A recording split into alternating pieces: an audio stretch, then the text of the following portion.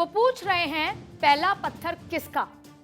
मैं पूछना चाहती हूं पहला पत्थर चाहे जिसका, शुरुआत चाहे किसी ने की, बंद आप करेंगे मैं करूंगी, या ये सब ऐसे ही चलता रहेगा।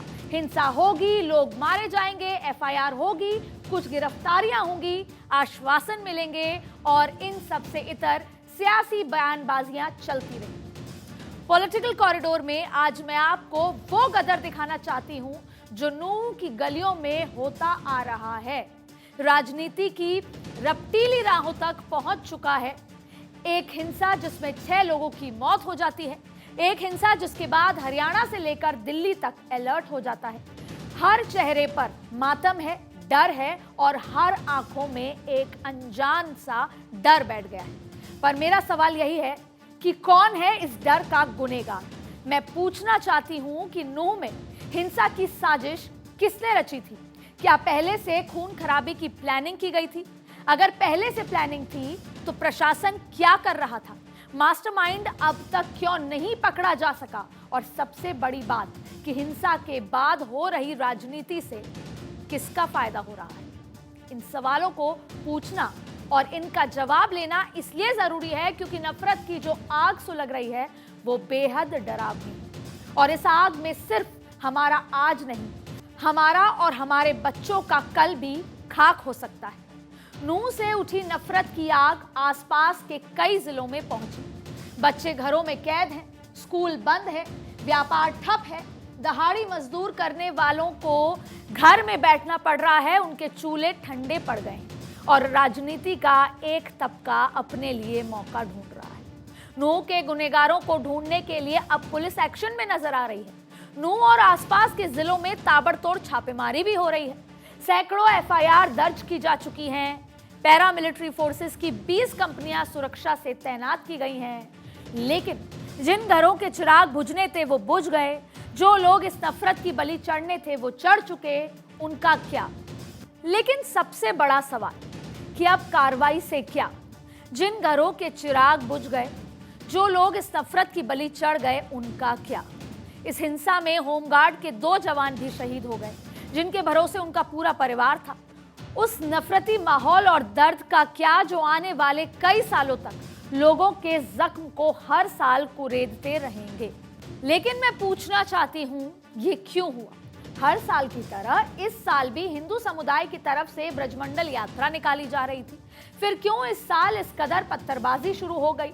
उस दिन की तस्वीरें कितनी डरावनी हैं, उसे आप भी देख लीजिए। ऊपर पहाड़ियों पर दंगाइयों का कब्जा है और नीचे मंदिर की ओर वो गोलियां बरसा रहे हैं। सामने भीड़ बेबस है। पुलिस वालों के हाथों में कहने को तो हथियार हैं, लेकिन वो भी लाचार हैं। आप सोचिए कितनी डरावनी स्थिति है कि प्रशासन जैसे दंगाइयों के आगे लाचार हो चुका है। ये दंगा क्यों भड़का, इसको लेकर अलग अलग वर्जन आ रहे हैं। एक पक्ष कह रहा है कि मोनू मानेसर ने रैली में आने का दम भरा, तो दूसरा पक्ष भड़क उठा। मोनू मानेसर पर अल्पसंख्यक समुदाय के एक शख्स को जिंदा जलाने का आरोप है और इसीलिए रैली में आने के दावे से पूरा जो दूसरा समुदाय था उसको ये धमकी मान चुका था और इसके बाद दोनों ओर के लोग एक दूसरे को ललकारने लगे। सोशल मीडिया पर धमकी भरे बयानों का सिलसिला शुरू हो गया, जो रैली वाले दिन हिंसा में तब्दील हो गया। तो हम फिर उसी सवाल पर लौट आते हैं जो इस हिंसा के बाद खड़े हो रहे हैं।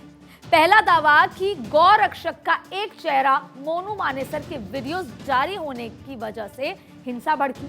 लेकिन सवाल है कि मोनू मानेसर अगर आने वाला था तो क्या गाड़ियां जलाई जाएंगी, हजारों बच्चे और महिलाओं को पत्थरबाजी की जाएगी, लोगों की हत्या कर दी जाएगी? इसमें एक बात और गौर करने वाली है। यात्रा वाले दिन मोनू मानेसर के आने की बात सामने आई, लेकिन जिस तरह से मंदिर के चारों तरफ हमला हुआ उससे साफ है कि इसकी तैयारी पहले से ही चल रही थी। जो नूह में हुआ वो पहली बार नहीं, दिल्ली और बाकी राज्यों में ऐसा हो चुका है। अगर इतने बड़े पैमाने पर शोभा यात्रा निकलनी थी तो प्रशासन ने इसको लेकर क्या तैयारी की थी? प्रशासन के बारे में एक गोल्डन रूल है, एंटिसिपेशन, मतलब कि क्या हो सकता है। अगर ये हिंसा हुई है तो एहतियाती कदम नहीं उठाया गया था। और मैं ये यूं नहीं कह रही, कुछ बातों पर यहां गौर करना जरूरी है। स्थानीय एसपी छुट्टी पर थे, पैरामिलिट्री नहीं बुलाई गई, जबकि दिल्ली पास है, बुलाई जा सकती थी। साफ है कि इंटेलिजेंस की नाकामी रही। इतनी बड़ी शोभा यात्रा की तैयारी कैसे होमगार्ड के हाथों में दी जा सकती थी? उनके पास तो हथियार तक नहीं होते। पहाड़ी पर अगर उपद्रवी पहले से घात लगाए बैठे थे तो उन्हें वहां पहुंचने क्यों दिया गया? उनको रोका क्यों नहीं गया? या इस बात की इंफॉर्मेशन क्यों नहीं थी? तो सवाल प्रशासन से फिर वही है कि अगर शोभा यात्रा को लेकर तैयारी नहीं थी तो पहला सवाल कि इसकी तैयारी क्यों नहीं थी, और अगर नहीं थी तो शोभा यात्रा की इजाजत नहीं दी जानी चाहिए थी। दो में से एक काम तो प्रशासन की जिम्मेदारी थी। हिंसा को लेकर कई किरदारों के नाम सामने आ रहे हैं, जिसमें से एक नाम कांग्रेस के विधायक मामन खान का भी आ रहा है। बीजेपी का आरोप है कि मामन खान ने अपने बयान से लोगों की भावनाओं को भड़काया, जिसके बाद आग फैलती चली गई। मामन खान को 2019 में हरियाणा की फिरोजपुर झिरका सीट से कांग्रेस ने टिकट दिया था, जिसके बाद उन्होंने बीजेपी उम्मीदवार को करीब 32,000 वोटों से हराया था। कांग्रेस विधायक मामन खान और कथित गौरक्षक मोनू मानेसर के बीच आपसी रंजिश काफी पुरानी बताई जाती है।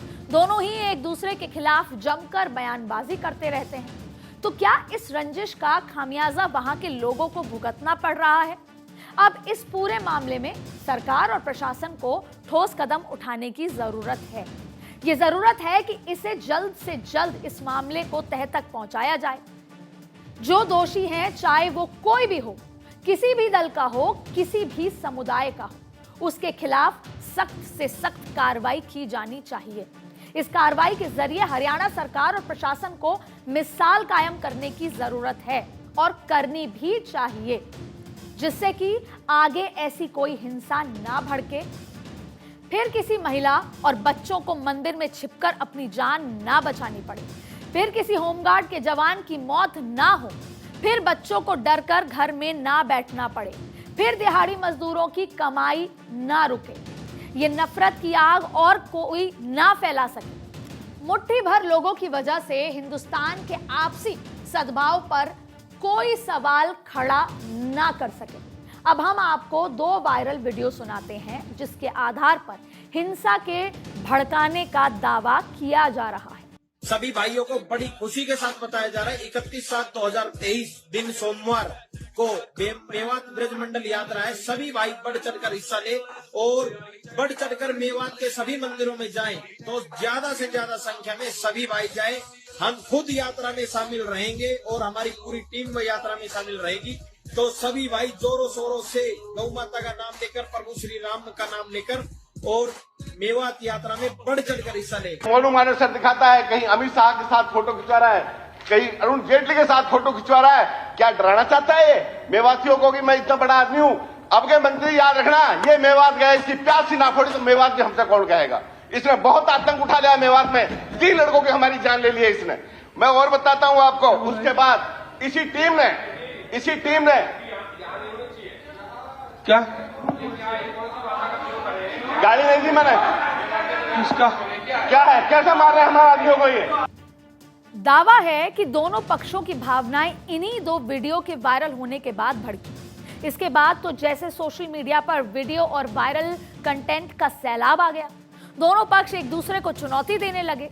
दोनों पक्ष को अपने अपने दावे हैं, उनके अपने अपने दावे वो रख रहे हैं। लेकिन सबसे बड़ी बात है कि अगर इन वीडियो की वजह से हिंसा भड़की है तो इस मामले में अब तक कार्रवाई क्यों नहीं हो सकी? वहीं इस पूरे मामले का एक और पहलू सामने आया है। क्या हमारा सद्भाव इतना कमजोर है कि किसी एक इंसान, संगठन या पार्टी के भड़काने पर बिखर जाए?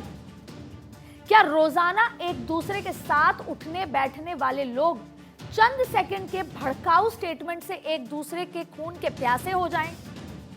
पूरी दुनिया में हिंदुस्तान की पहचान सामूहिक सद्भाव के लिए की जाती है। ऐसी घटनाओं का असर न केवल कुछ इलाकों के लोगों पर पड़ता है, बल्कि पूरे हिंदुस्तान की छवि, उसकी पहचान को ठेस पहुंचती है। जब जब ऐसी हिंसा होती है, नुकसान दोनों तरफ का होता है। बच्चों की मानसिकता पर भी इसका असर पड़ता है। क्या पत्थर फेंकने वाले या गोली बरसाने वाले ये नहीं सोचते कि वो आने वाले पीढ़ी को क्या देकर जा रहे हैं? जिन बच्चों ने इस हिंसा की तस्वीर देखी होगी वो कैसी मानसिकता के साथ आगे बढ़ेंगे कि ये भी एक तरीका है अपना जवाब देने का। जो बच्चे ऐसी हिंसा में अपने घरों के लोगों को खो देते हैं, क्या कभी उनके मन में इस नफरती जहर को हटाया जा सकेगा? जिस हिंदुस्तान की नींव ही यमुना गंगा की तहजीब पर बनी है, उस हिंदुस्तान में आखिर ऐसी हिंसा को जगह मिलती कैसे है? क्या राजनीति इसकी वजह है? इस सिलसिले को मैं और आगे बढ़ाऊं उससे पहले हरियाणा सरकार के शीर्ष ओहदेदारों की बात सुनते हैं। और कुछ लोगों ने एक षड्यंत्र रच करके उस यात्रा पर आक्रमण करना शुरू किया, और आक्रमण न केवल यात्रा पर बल्कि पुलिस के ऊपर भी उन लोगों ने किया, जिसके परिणाम स्वरूप यात्रा को भी भंग किया गया और बहुत से स्थानों पर आगजनी की घटनाएं हुई। जिस कदर हथियार लहराए गए हैं, जिस तरफ गोलियां चलाई गई हैं, ये अकस्मात हुआ नज़र नहीं आता। वहाँ पर दोनों कम्युनिटीज़ प्यार से रहती हैं। ये तो किसी ना किसी ने इंजीनियरिंग की है या इसको मास्टरमाइंड किया है, जो देश की, प्रदेश की और देश की शांति को भंग करना चाह रहा है। जो लोग तोड़फोड़ में शामिल थे, हिंसा फैलाने में शामिल थे, उनके खिलाफ सख्त से सख्त कार्रवाई सरकार। मैंने बड़ी क्लियरली कहा था कि कितने लोग आएंगे, उस नंबर्स की क्लैरिटी नहीं थी। दूसरी चीज़, सुप्रिटेंडेंट ऑफ पुलिस किसी कारण से छुट्टी पे थे और जो ऑफिसर्स इंचार्ज थे वो उसको प्रॉपरली असेस नहीं कर पाए सिचुएशन को कि क्या घटनाक्रम होगा। उसके बाद एडीजी लॉ एंड ऑर्डर की जिम्मेवारी लगाएगी, एसपी भिवानी को एडिशनल चार्ज दिया गया, तुरंत उस पर एक्शन भी लिया गया, सिचुएशन कंट्रोल में। हालांकि इस हिंसा के बाद एक्शन जारी है। करीब 200 आरोपियों को गिरफ्तार कर लिया गया है। बुलडोजर से नुकसान की भरपाई की जा रही है, लेकिन सवाल फिर वही, क्या ये इस बात की गारंटी है कि आगे अब किसी हिस्से में ऐसी हिंसा नहीं होगी? नहीं, बिल्कुल नहीं। और ये मैं इसलिए कह रही हूं क्योंकि पहले भी ऐसी हिंसा हुई है, पहले भी ऐसी कार्रवाइयां की गई हैं और हिंसा फिर भी थमी नहीं, होती आ रही है। यहाँ नहीं, कहीं और। जरूरत ऐसे ठोस कदम की है जिससे अगली बार पत्थर फेंकने वालों को पहले उपद्रवी जो लोग हैं उनके हाथ कांप उठे, उनकी रूह कांप उठे कि अगर हम पकड़े गए तो हमारे साथ क्या कुछ हो सकता है। जरूरत ऐसे कठोर सजा की है जिससे कि फिर कभी कोई उपद्रवी ऐसी प्लानिंग का हिस्सा ना बन सके। जरूरत ऐसी तैयारी की है जिसे देखकर ऐसे दंगाई 2 कदम पीछे हट जाएं, ताकि फिर कभी किसी मुंह में आग ना लग सके। आस्था के किसी मंदिर पर ऐसे पत्थर ना बरसाए जाएं, किसी महिला और बच्चे को मंदिर में ना छिपना पड़े, किसी देश की किसी हिस्से में ऐसी तस्वीर ना देखने को मिले जो हिंदुस्तान के सद्भाव पर कोई सवाल खड़ा ना कर सके। नूह में भड़की हिंसा को लेकर कई थ्योरी हैं। एक थ्योरी वहां की मुस्लिम आबादी को लेकर भी है। नूह में 80% आबादी मुस्लिम है और इनमें ज्यादातर मेव मुसलमान हैं। इन इलाकों में मेव करीब 1000 साल से रह रहे हैं। मेव मुसलमानों के ओरिजिन को लेकर कई थ्योरी हैं। कुछ लोग कहते हैं कि इनकी जड़ें ईरान में हैं, कहीं दूसरे इन्हें मीणा जनजाति से जोड़ते हैं। तो एक थ्योरी के मुताबिक मेव हिंदू राजपूत हैं जिन्होंने औरंगजेब के शासनकाल तक इस्लाम अपना लिया था। मेव पहले हिंदू और इस्लामी दोनों रीति रिवाजों का पालन करते थे। हिंदू और मुस्लिम महिलाएं मिलकर कुएं की पूजा किया करती थी और जिसे हकीका कहा जाता था। लेकिन 1926 में जब आर्य समाजियों ने शुद्धि और संगठन आंदोलन शुरू किया, तब तबलगी जमात ने मेव समुदाय को फिर से इस्लाम खेमे में शामिल कर लिया। कद काठी और पहनावे को देखें तो मेव मुसलमान का जो फेटा है, पगड़ी है, और गैर मेव की पगड़ी एक जैसी है। महिलाएं बुर्का नहीं पहनती, सिर पर हल्का सा घूंघट रखती हैं। हिंदुओं की तरफ एक ही गोत्र में शादी नहीं करते। अब आपको इतिहास के पन्नों में पीछे लेकर चलते हैं। इतिहासकार शैल मायाराम ने साल 2000 में एक लेख में लिखा कि 1947 में भारत का बंटवारा होने के बाद मेवात रीजन में भी सांप्रदायिक दंगे हुए। उस वक्त अलवर और भरतपुर स्टेट में लगभग 2 लाख मेव रहते थे। भरतपुर में इस दौरान 30,000 मेव मारे गए। यह आंकड़ा आधिकारिक है। वहीं अलवर में मारे गए और विस्थापितों की संख्या का कोई आंकड़ा उपलब्ध नहीं है। इस दौरान जो लोग हिंसा से बच गए वो नूहू, रेवाड़ी और सोना के वेटिंग कैंप में पहुंचे, जो उस वक्त पंजाब में था। वेटिंग कैंप में लोग तब तक रहते जब तक उन्हें पाकिस्तान भेज नहीं दिया जाता था। इसी दौरान अखिल भारतीय मेव पंचायत के सचिव और यूनियनिस्ट पार्टी के नेता अब्दुल हई ने कम्युनिस्ट नेता पीसी जोशी से बात की। माना जाता है कि जोशी ने कहा कि केवल गांधी ही शांति ला सकते हैं। मेव मुसलमानों के सबसे सम्मानित और प्रतिष्ठित नेता चौधरी यासीन खान के नेतृत्व में एक प्रतिनिधिमंडल ने 20 सितंबर 1947 को दिल्ली के बिरला हाउस में गांधी जी से मुलाकात भी की। इस दौरान मेव ने गांधी जी से कहा कि हम पाकिस्तान जाने के बजाय मरना पसंद करेंगे। इसी दौरान गांधी जी को घासेड़ा आने का न्योता दिया गया। यहां पर भी भरतपुर और अलवर से आए मेव शरणार्थी रुके हुए थे।